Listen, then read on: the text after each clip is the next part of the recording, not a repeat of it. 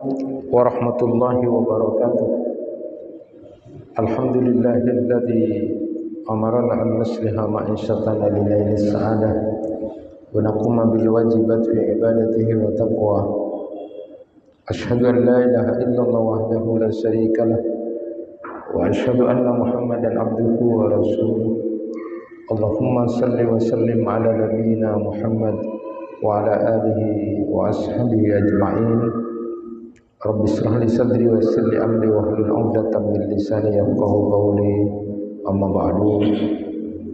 Bapak-bapak, ibu-ibu, jemaah kuliah maghrib yang dirahmati Allah, malam ini kita hanya membahas tentang sujud.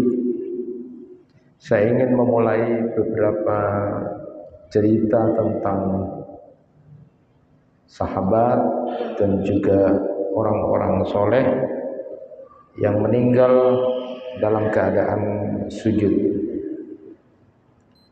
Bapak Ibu, pada akhirnya kita nanti semua akan mati. Cuma kita tidak tahu kapan kematian itu menjemput kita dan dalam kondisi apa kita mati. Kalau dalam hadis itu disebutkan ada 99 sebab kematian, sesungguhnya menunjukkan bahwa ada banyak cara orang modelnya meninggal itu.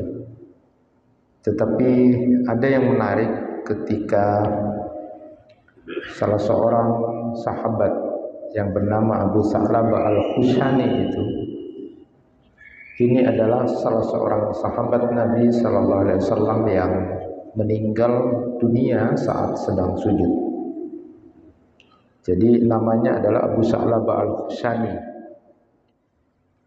Di tarikh Damsyiknya Ibnu Asakir itu, beliau kemudian memberikan kesaksian tentang wafatnya Abu Sa'labah ini. Juga termasuk muridnya yang bernama Abu Zahiriyah yang mengatakan dia pernah mendengar gurunya Abu Sa'labah ini berkata, "Aku tidak ingin meninggal sebagaimana kalian mati." Dan ternyata beliau meninggal dalam keadaan sedang bersujud. Jadi di dalam tarikh Damsyik itu disebutkan, "Fabainama huwa yusalli fi jawfil laili kubida wa huwa sajidun fara'at ibnatuhu anna abaha qad mata fastaiqadat faz'atan fanadat ummaha aina abi qalat fi musallahu fanadathu falam yujibha fa'ambahathu fawajadathu sajidan faharrakathu fawaqa'a li jambihi mayyitan." Jadi di situ diceritakan ketika Abu Sa'labah itu sholat di tengah malam, jadi sholat tahajud itu, pada waktu yang bersamaan putri beliau, anak perempuannya itu bermimpi ayahnya meninggal. Karena itu lalu segera dia bangun dan memanggil ibunya, lalu menanyakan, "Di mana ayah? Ayah di mana?" Lalu kemudian ibunya menjawab, "Ayahmu lagi sholat di mihrabnya, tempat biasa sholat." Lalu kemudian anak perempuannya itu lalu memanggil ayahnya dan tidak ada jawaban di musallanya itu, di musalla rumahnya itu. Kemudian dia tidak tahan dan lalu pergi ke tempat sholat ayahnya itu. Dan ya, Abu Sa'labah ternyata dalam keadaan sujud dan dia sudah tidak bisa menggerakkan tubuhnya. Jadi anak itu, putrinya itu kemudian menggerak-gerakkan ayahnya itu, lalu kemudian jatuh terbaring ke tanah dalam keadaan sudah wafat. Ini yang kemudian terjadi diceritakan dalam tarikh Damsyik itu. Abu Sa'labah ini adalah seorang sahabat Nabi yang pernah dipuji keilmuannya dan kesungguhannya dalam belajar. Dia wafat pada tahun ke-75 Hijriah. Jadi pada awal kepemimpinan Khalifah Abdul Malik bin Marwan. Katanya Abu Nuaim ini, Abu Sa'labah ini hampir tiap malam itu punya pekerjaan selalu bertafakur. Jadi suka lihat alam gitu kan, lihat langit, lihat bintang. Lalu kemudian dia sambil berzikir, lalu kemudian suka meneruskan dengan salat malam atau kemudian melanjutkan dengan sujud kepada Allah, yakni melakukan salat malam. Abu Sa'labah ini bernama asli Jursum bin Ali. Jadi dia masuk Islam pada tahun ke-6 Hijriah. Bertemu Nabi sallallahu alaihi wasallam saat hendak mempersiapkan perang Hunain. Ada juga yang berpendapat bahwa pada saat perang Khaybar. Dan masuk Islamnya Abu Sa'labah ini membuat beberapa orang juga masuk Islam. Artinya berkah masuk Islamnya Abu Sa'labah ini. Abu Sa'labah ini juga dikenal sebagai sahabat yang sangat mencintai ilmu, suka belajar, suka menimba ilmu. Bahkan kemudian disebut ulama di kalangan sahabat juga. Dan dia ternyata juga bersama dengan sahabat-sahabat Nabi dalam meriwayatkan juga hadis seperti Abu Ubaidah dan Mu'adz bin Jabal. Nah, keistimewaan dari Abu Sa'labah ini sering suka bertanya tentang hal-hal penting dan pengalaman pribadinya. Bahkan Nabi sallallahu alaihi wasallam pun pernah memberikan pujian kepada beliau. Ada komentar dari Ibnu Dinar ketika berbicara tentang akhlak baik dari Abu Sa'labah ini.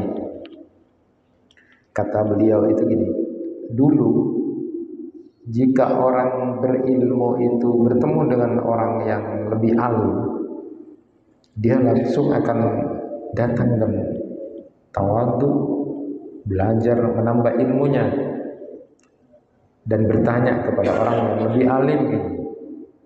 Dan bila itu keilmuannya merasa selevel, maka si Abu Sa'labah ini suka diskusi. Dan bila bertemu dengan orang yang lebih rendah ilmunya, tidak sombong. Ya begitulah Abu Sa'labah itu, ya biasa saja. Jadi ketika ketemu orang yang lebih alim, dia mengakui dan kemudian menimba ilmu. Dan ketika merasa sama gitu, ya diskusi aja, ngajak diskusi, bincang-bincang. Dan kalau bertemu dengan orang yang lebih rendah ilmunya, dia tidak sombong, biasa saja. Karena berbeda dengan orang alim hari ini, katanya Ibnu Dinar itu, ketika mengomentari akhlak Abu Sa'labah ini, beda dengan orang alim hari ini katanya. Biasanya ketika bertemu dengan orang yang lebih alim, dia sok cuek gitu, mengabaikan, ya, sehingga mengira ya sudahlah, tidak butuh yang berilmu, biasa saja. Dan kalau selevel tidak ngajak bicara. Dan bila ketemu dengan orang yang lebih rendah ilmunya, biasanya suka sombong dan angkuh.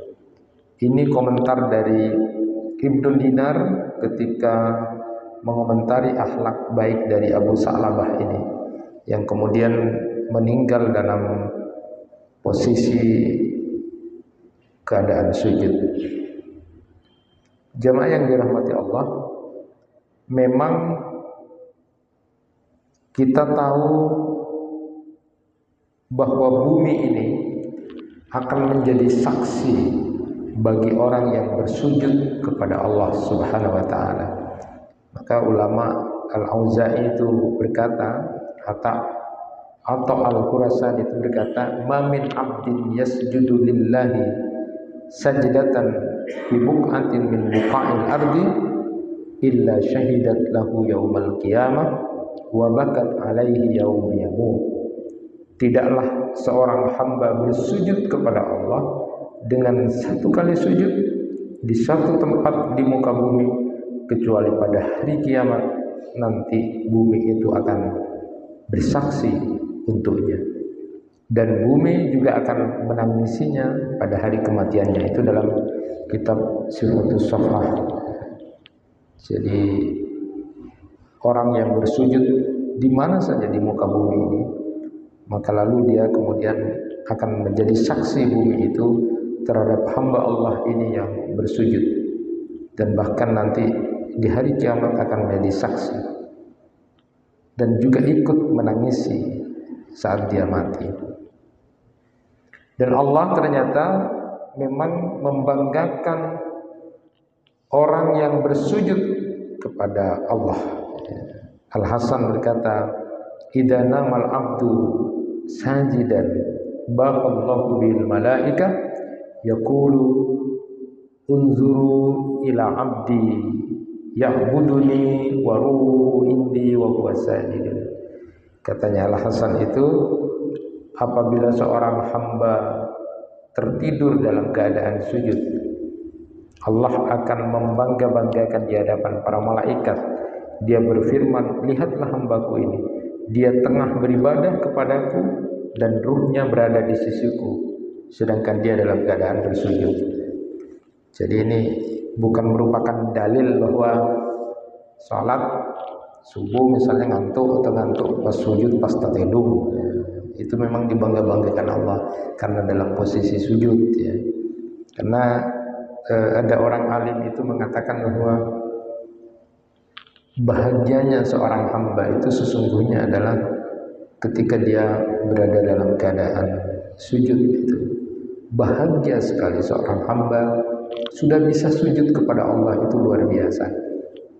Saya beberapa waktu yang lalu ketika menjelaskan bab tentang sujud tilawah atau sujud sajadah itu, menyampaikan ke murid-murid itu tentang beberapa tempat ayat-ayat yang di dalam Al-Quran. Ada 15 tempat.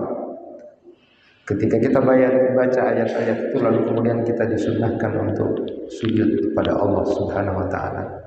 Dan dalam hadis itu disebutkan bahwa orang yang bersujud kepada Allah saat kemudian dia membaca ayat-ayat sajadah itu, maka lalu kemudian setan lari terbirit-birit sambil menangis. Jadi setan itu ketika kita sujud itu dia lari menangis.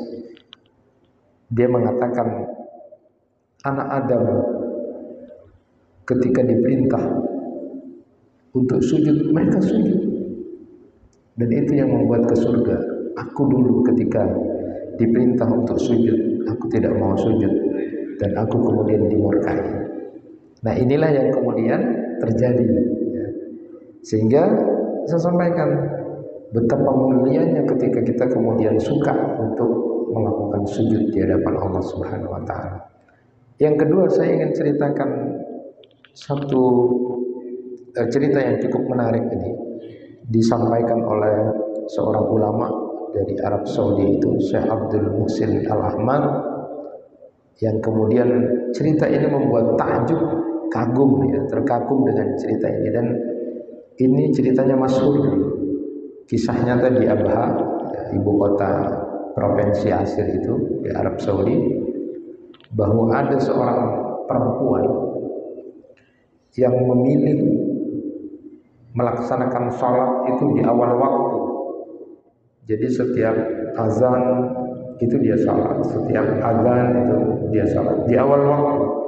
Perempuan, dia terbiasa untuk melaksanakan sholat itu di awal waktu. Nah, ketika perempuan ini jadi manten, lalu kemudian dihias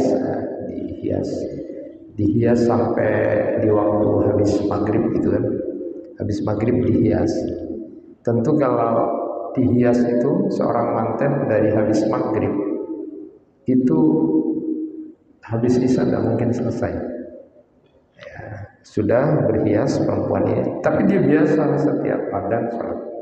Nah, sudah di isya, waktu isya itu sudah hampir selesai lah, hampir selesai. Lalu kemudian perempuan itu mengatakan sama ibunya, aku mau sholat dulu, aku mau sholat dulu. Sudah nak, sudah, nanti malu, nantilah sholatnya itu kan, nanti bisa tengah malam gitu kan. Tapi karena perempuan ini terbiasa sholat di awal waktu itu, jadi ketika sudah adzan, lalu ibunya mengatakan, jangan, aku ini ibumu demi Allah, kamu nanti akan malu. Aku malu juga, kata ibunya. Masa kamu sudah dihias itu, wudhu lagi, nanti kan hilang lagi gitu. Tapi perempuan ini kemudian menjawab, demi Allah Bu, aku tidak akan pergi dari kamar ini sebelum aku sholat. Jadi tidak mau ikut bersama manten nanti gitu, sebelum aku sholat ya. Ibu harus tahu, tidak ada kepatuhan kepada makhluk dalam kemaksiatan kepada Allah. Jadi ini bisa dibayangkan cerita ini. Kita kan sering malah, sekali aja, besok kan enggak, dan sebagainya. Tapi ini perempuan ini kekeh. Lalu kemudian nanti ibunya berkomentar, nanti gimana nak, tamu-tamu melihat kamu tidak cantik lagi, karena nanti hilang dengan air wudhu itu. Gimana kamu nanti diolok-olok menjadi manten ini? Tapi kemudian perempuan itu mengatakan, kenapa ibu takut tidak terlihat aku cantik di mata makhluk, di matanya orang-orang?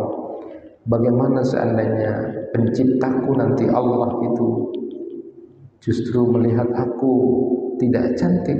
Kenapa harus takut kepada makhluk? Yang aku takuti adalah ketika aku dilihat Allah tidak cantik, maka itu aku tidak mau, ibu.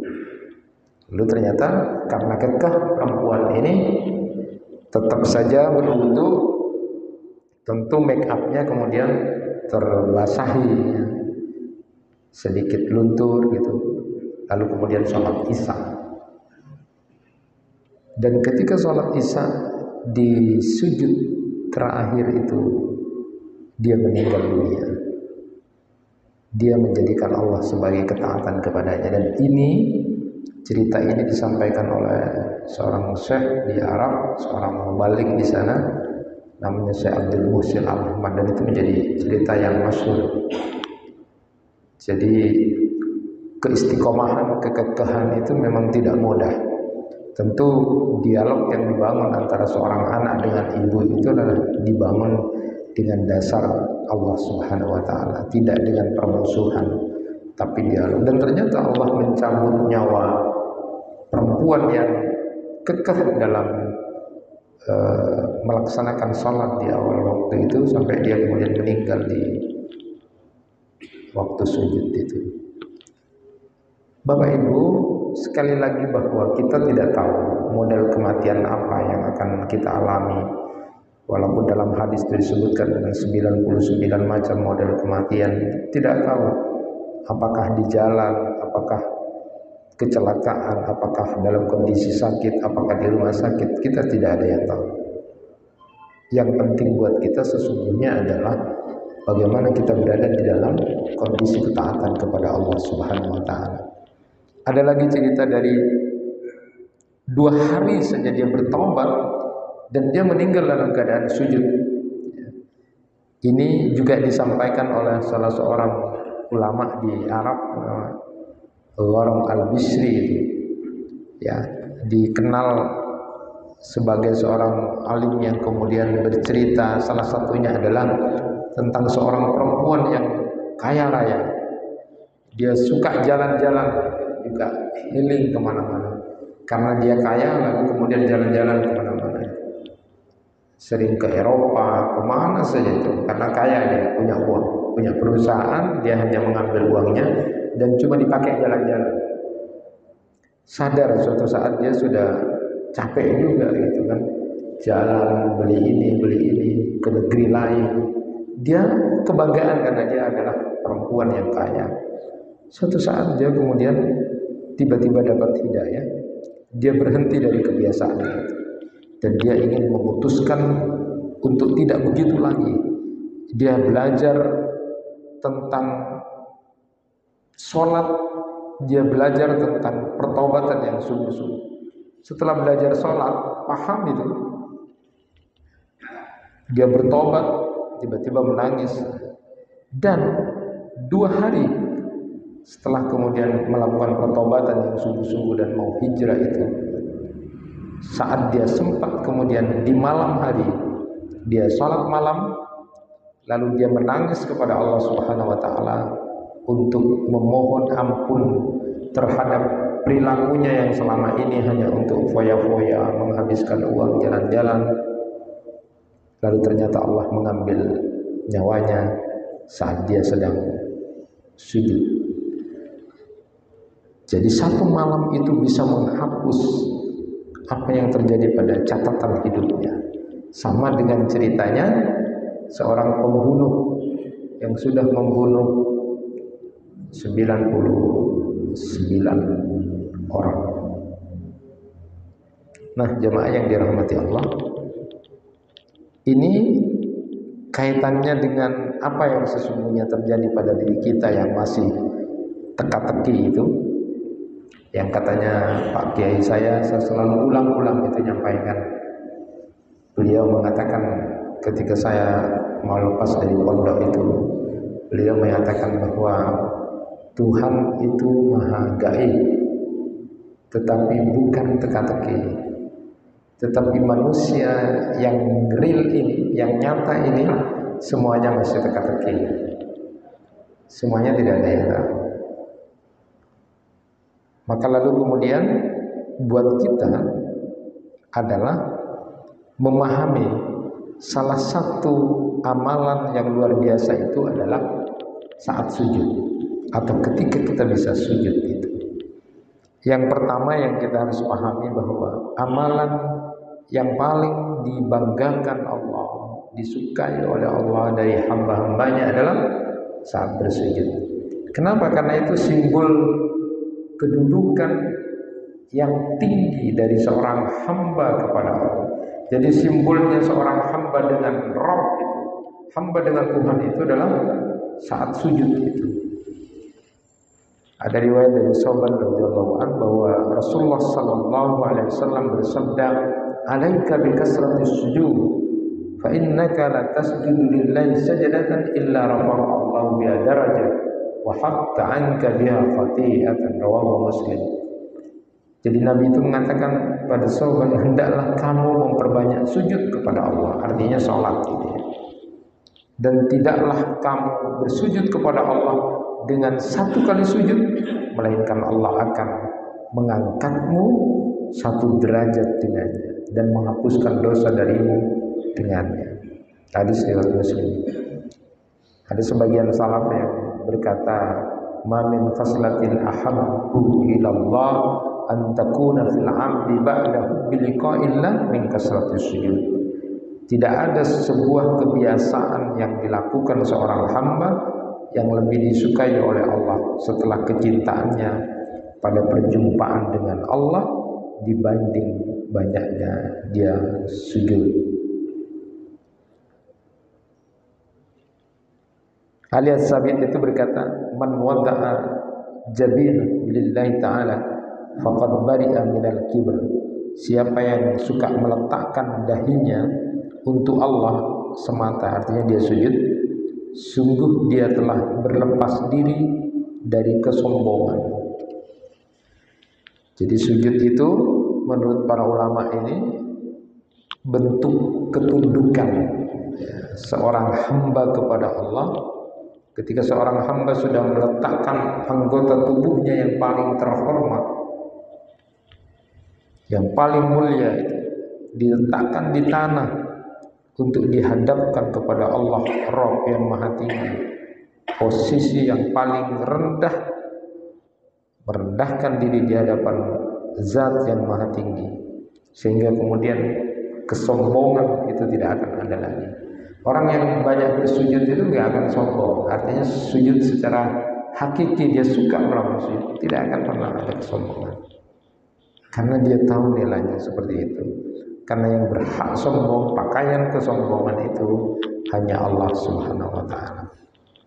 Nah, kemudian yang kedua, sujud itu bila diperbanyak akan menjadi diri kita ini menjadi teman dekat Nabi Sallallahu Alaihi Wasallam. Saya sudah sering menyampaikan ini juga ketika cerita dari Rabi'ah bin Ka'ab al-Aslami itu, ketika suatu saat dia bercerita, kuntu abitu ma'a Rasulillah Sallallahu Alaihi Wasallam fa ataituhu bi wudu'ihi wa hajatihi faqala salam faqultu as'aluka murafaqataka fil jannah qala wa ghairu dhalik qultu huwa dhak qala fa'inni ala nafsika bi kasratis sujud. Jadi Rabi'ah bin Ka'ab al-Aslami ini bercerita ketika suatu saat bermalam dengan baginda Nabi Sallallahu Alaihi Wasallam. Lalu di tengah malam itu aku membawakan air wudhu beliau dan aku berikan apa yang menjadi hajat beliau. Lalu kemudian Nabi Sallallahu Alaihi Wasallam mengucapkan kepada Rabi'ah bin Ka'ab al-Aslami ini, kamu minta apa? Silakan kamu minta apa, kata Rasulullah. Salam. Maka lalu kemudian dijawab, aku cuma ingin bersama engkau, bisa dekat, bisa menjadi teman engkau nanti di surga ya Rasulullah. Lalu Rasulullah bertanya, selain itu, adakah permintaan yang lain? Lalu kemudian Rabi'ah bin al-Aslami ini mengucapkan, enggak ada ya Rasulullah, itu saja, cukup itu saja. Lalu kemudian Nabi mengucapkan, bantulah aku untuk mewujudkan keinginanmu agar engkau bisa menjadi temanku nanti di surga dengan memperbanyak sujud. Jadi artinya orang yang senang sujud itu artinya dia dalam posisi juga sholat ya, maka akan menjadi wasilah dia dekat betul dan bisa menjadi teman baginda Nabi Sallallahu Alaihi Wasallam nanti di surga karena sujud itu. Makanya kalau katanya Ibnu Qayyim itu sampai mengatakan, kalau mau belajar orang yang paling zuhud, ya tirulah seperti Rabi'ah bin Ka'ab al-Aslami. Jadi ketika ditawari oleh Rasulullah, kamu minta apa? Minta bersama engkau saja ya Rasulullah di surga. Ditanya lagi, minta apa selain itu? Gak ada ya Rasulullah, cuma itu. Itu orang zuhud katanya Ibnu Qayyim. Jadi kalau Bapak kira-kira bertemu dengan Rasulullah itu, ditanya minta apa gitu, las, mungkin proposalnya banyak, mulai dari rumah, mobil. No ya Rasulullah, tadi emas ya Rasulullah. Bisa jadi. Jadi kalau Rabi'ah bin Ka'ab al-Aslami ini kan sederhana sekali. Sudah, yang penting bisa bersanding dengan kau ya Rasulullah gitu kan. Dan ini luar biasa. Dan memang kita tahu yang ketiga, orang yang bersujud itu berada pada kondisi yang paling dekat kepada Allah. Jadi sujud ini merupakan satu kondisi orang mendekatkan diri kepada Allah. Dan hadis yang sudah kita kenal, Rasulullah SAW bersabda, aqrabu ma yakunul abdu min rabbih wa huwa sajidun fa'aksiru du'a. Jadi keadaan seorang hamba yang paling dekat dengan Rabb-nya adalah ketika dia sujud. Maka perbanyaklah doa. Jadi di waktu sujud itu doa yang banyak. Jadi selesai membaca Subhana Rabbiyal A'la, atau membaca Subhana Rabbiyal A'la wa bihamdi, atau membaca Subhanakallahumma Rabbana wa bihamdika Allahumma firli, maka mintalah kepada Allah apa saja diminta. Jadi dengan doa-doa yang sudah ada kemudian ulama menyebutkan setelah membaca itu minta kepada Allah, ya muqallibal qulub tsabbit qalbi ala dinik. Ada lagi meminta Allahumma rzuqni taubatan nasuha qabla al-maut. Meminta lagi Allahumma inni as'aluka husnal khatimah. Perbanyak. Boleh lagi berdoa Allahumma hasibni hisaban yasira. Ya Allah, hisablah aku nanti pada saat hisab di akhirat itu dengan hisab yang ringan. Jadi kalau hisab yang ringan itu adalah al-arad. Al-arad itu kata Nabi ditampakkan saja. Ini loh. diakui gini ya sudah masuk surga. Itu hisab yang ringan. Mudah-mudahan kita termasuk hamba-hamba yang nanti dihisab dengan ringan. Salah satunya adalah kemudian kita memperbanyak sujud, dan saat posisi sujud itu kita memperbanyak doa kepada Allah Subhanahu wa taala, karena itu adalah kondisi di mana paling dekatnya seorang hamba dengan Rabbnya, dengan Allah, itu adalah sujud. Dan doa yang dipanjatkan saat sujud itu lebih layak untuk dikabulkan. Dari Ibnu Abbas radhiyallahu anhu, Rasulullah sallallahu alaihi wasallam bersabda, "Ala wa inni nuhitu an aqra'al Qur'an raki'an aw sajidan, fa amma ar-ruku' fa'addimu fihi ar-Rabb azza wa jalla, wa amma as-sujud fajtahidu fi ad-du'a faqabil aw istajaba lakum." Ketahuilah, kata Nabi, sesungguhnya aku dilarang untuk membaca Al-Quran saat ruku dan sujud. Aku dilarang untuk membaca Al-Quran saat ruku dan sujud.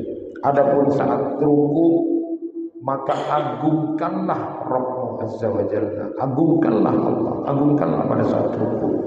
Sedangkan saat sujud, maka bersungguh-sungguhlah dalam doa kamu, karena saat itu sangat layak untuk dikabulkan untuk kalian. Hadis riwayat Muslim. Dan yang terakhir, bahwa wajah orang-orang yang bersujud kepada Allah nanti akan bercahaya pada hari kiamat. Dalam Quran surat Al-Fatihah ayat 29, saat Mujahid menafsiri ayat simahum fi wujuhihim min atharis sujud, jadi tanda-tanda mereka tampak pada wajah mereka dari bekas sujudnya. Jadi Mujahid berkata, bayadu wujuhihim yaumal qiyamah bikasrati sujudihim kana fid dunya. Jadi wajah-wajah mereka nampak putih bercahaya pada hari kiamat karena banyak bersujud saat di dunia. Jemaah yang dirahmati Allah, kita berbahagia Allah Subhanahu wa taala masih bisa menakdirkan kita untuk bisa bersujud, dan saat kita bisa untuk bersujud itu adalah nikmat yang paling besar yang diberikan Allah kepada kita. Orang kafir itu nanti di akhirat mereka baru sadar mereka mau sujud kepada Allah, tapi setiap mereka mau sujud roboh, karena waktu di dunia tidak mau sujud. Jadi itu digambarkan dalam ayat Al-Quran itu, bahwa saat orang-orang kafir itu sudah mau menyembah Allah, mau sujud, setiap kali mau sujud mereka roboh, tidak bisa.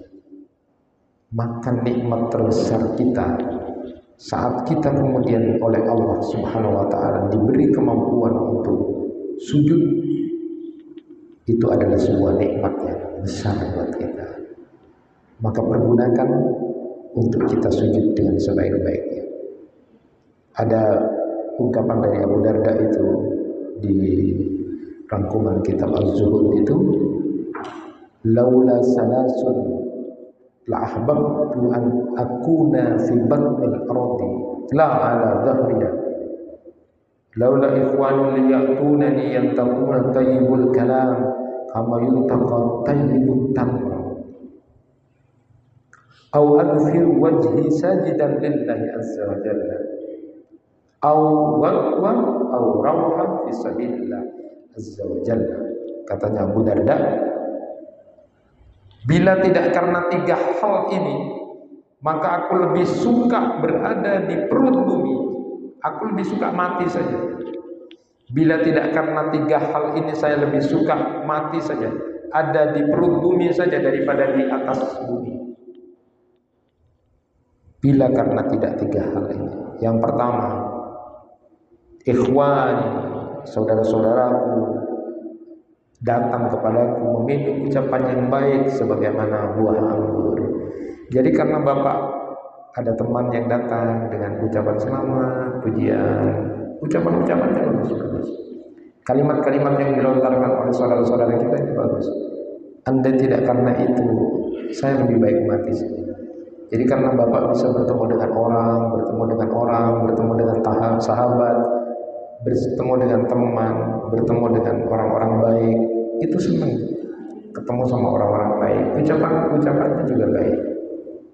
Yang kedua, karena aku bisa bersujud kepada Allah. Karena aku bisa bersujud kepada Allah, inilah maka aku senang hidup di atas bumi. Dan yang ketiga adalah saat pagi dan sore berada dalam ketaatan kepada Allah di jalan Allah, itulah yang membuat aku senang dan betah dalam posisi di atas bumi ini. Kalau tidak karena hal itu, maka aku pun sebenarnya lebih suka untuk di perut bumi saja.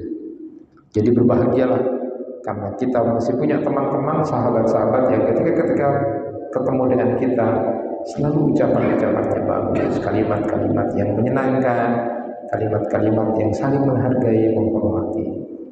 Kita senang karena itu. Dan yang kedua, karena kita masih bisa sujud kepada Allah.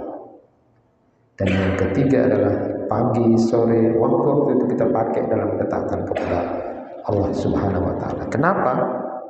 Karena sebenarnya sujud ini tidak hanya dilakukan manusia, tetapi seluruh alam semesta ini bersujud kepada Allah. Allah Subhanahu wa taala menegaskan di dalam Quran surat Al-Hajj ayat 18, jadi semuanya ini bersujud kepada Allah. Jangan, bukan cuma manusia. Maka ketika kita diberi kesempatan Allah sujud dengan sungguh-sungguh, minta kepada Allah. Karena seluruh alam ini bersujud kepada Allah. Alam tara annallaha yasjudu lahu man fis samawati wa man fil ardh wasyamsu wal qamaru wan nujumu wal jibal wasyajaru wad dawab wa katsirun minan nas wa katsirun haqqa 'alaihi al-'adzab wa may yuhinillah fama lahu min mukram innallaha yaf'alu ma yasha. Apakah kamu tidak mengetahui bahwa kepada Allah bersujud apa yang ada di langit, di bumi, matahari, bulan, bintang, gunung, pohon-pohonan, binatang-binatang yang melata, sebagian besar manusia, dan banyak juga di antara manusia yang telah ditetapkan azab atasnya. Dan barang siapa yang dihinakan Allah, maka tidak seorang pun yang memuliakannya. Sesungguhnya Allah berbuat apa yang dikehendaki. Jadi ayat ini memberikan gambaran bahwa makhluk lain selain manusia itu bersujud kepada Allah dengan caranya sendiri-sendiri. Matahari, bulan, bintang, gunung, pohon-pohonan, binatang, seluruh makhluk yang ada di langit bumi ini semuanya bersujud. Dan cara sujudnya adalah tidak diketahui, ya, tetapi jelas mereka bersujud. Kalau Ibnu Katsir itu dalam tafsirnya menyatakan setiap makhluk bersujud karena keagungan Allah dalam keadaan sukarela maupun terpaksa. Sujudnya segala sesuatu itu berbeda-beda sesuai dengan jenisnya masing-masing. Jadi kita harus mengakui bahwa kita semuanya makhluk Allah bersujud kepada Allah. Maka kebahagiaan kita sesungguhnya adalah ketika kita masih bisa bersujud di hadapan Allah Subhanahu wa taala. Belajar dari kematian-kematian orang-orang tadi, sahabat Nabi Abu Sa'labah Al-Khusani, kemudian seorang perempuan yang kemudian istiqomah, kemudian perempuan yang mau tobat dengan sungguh-sungguh, dan banyak cerita yang kita saksikan bahwa ada di antara mereka yang kemudian meninggal dalam keadaan sujud. Tapi itu tidak bisa direkayasa. Semata-mata bahwa apa yang dilakukan kita itu adalah penuh kesungguhan. Saat sujud kita kemudian betul-betul mengagungkan Allah, lalu bersungguh-sungguh dalam memohon kepada Allah. Insya Allah kita akan dicatat dan termasuk hamba-hamba Allah yang senang untuk berdekat-dekatan kepada Allah dengan sujud, terutama di waktu di malam hari saat Allah Subhanahu wa taala turun ke muka bumi ini untuk kemudian menantang hambanya yang mau meminta kepada Allah hambanya yang mau berdoa kepada Allah dan hambanya yang mau bertobat akan diberikan semuanya oleh Allah Subhanahu wa taala. Tinggal kita